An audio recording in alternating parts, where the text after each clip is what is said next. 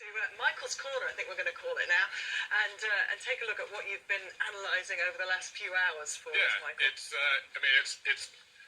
is very impressive the way that Usain Bolt was able to win this race, despite I don't know what network he was watching, but on BBC I tipped him to win it from day one, so he should tune in to BBC. So let's check out and see the race. A lot more confident here at the start than he was before the 100 meters.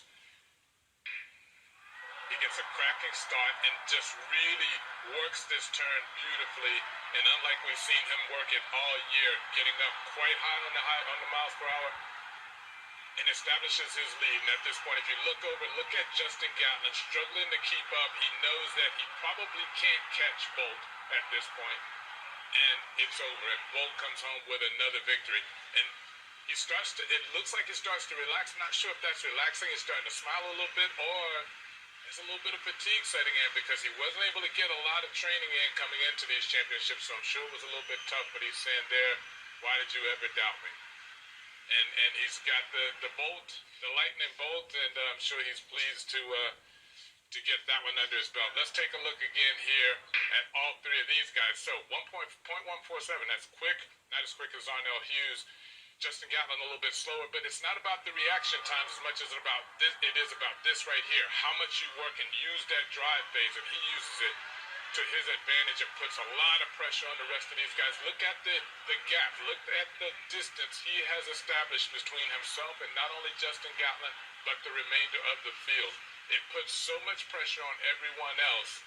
And now, this is interesting right here. So this really will demonstrate exactly what the advantage is that Usain Bolt has over everyone else. They both touch down at the same time. Now, if you watch the next step, watch Justin Gatlin's touchdown. He touches down right here. Now, look at Bolt. He hasn't touched down yet. It's the massive stride that makes the difference.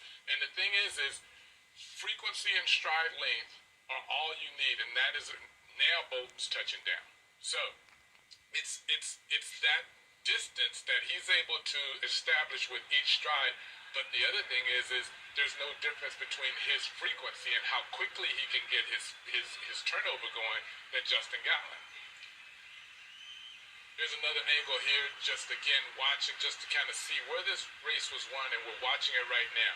At 100 meters, this race is over because Bolt came in with a beautiful strategy, which was, I'm going to get all of the work done in 100 meters around the bend, and I'm going to challenge everyone else in this race, most importantly Justin Gatlin, to come get me. This is the gap that he has established. Gatlin is within contact, within reach. We see how much distance he has to catch up and pick up, but on the best there has ever been, Usain Bolt. Bolt just maintaining his stride, maintaining his form. Gatlin is struggling, trying to come get him, but it just does not work. Bolt gets to the finish line first, right here, with the same exact distance, maybe a little bit more, but slightly more than Gatlin. So all of the work was done in that first 100 meters. Beautiful strategy, well executed. His fourth consecutive world title for the 200 meters, and you add this to a roll of honor, which is just, it's incredible, isn't it? The dominance he's had over the sprints for a generation. 10 world golds.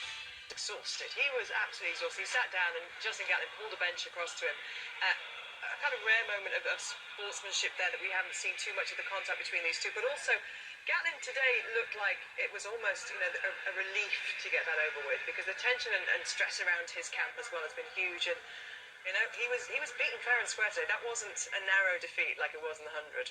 Well, I think the difference was Gatlin knew that he gave that race away in the 100, and he was very upset with himself having made that mistake. He knew here he ran the best race he could, and Bolt just beat him fair and square and just had a better race. Well, Gatlin couldn't take him out, but this man did. Extraordinary scenes afterwards, and he was lapping up, as you would, the amazing attention, the amazing atmosphere, and a cameraman on a Segway had a bit of a driving accident. That angle's bad, but this angle here, Michael, he's actually holding on to his leg here, and no wonder. This could have been a lot worse. It could have been a lot worse. I'm wondering why they're attending to the cameraman as opposed to attending to Bolt, but it could have been a lot worse. Now you see it there. I mean, it just took him out. And that could have been career ending. This is the best angle here. You just see this guy just takes him out. That could have been a lot worse. Could have been career ending. He could have broken something. He could have taken ruptured his Achilles. You know, cartilages. But of course, he didn't, because it's Usain Bolt. Yeah. So he's not like any other athlete. Not like any other human being. And of course, he goes over to the cameraman, who's getting all the attention, and kind of makes sure that he's okay, because he's Usain Bolt. Okay, 10 golds then for Bolt. American Alison Felix was going for world gold number 9 in the 400 metres. Out to stop her in a quality field was Britain's defending champion and the ultimate big race runner, Christina Horrigan.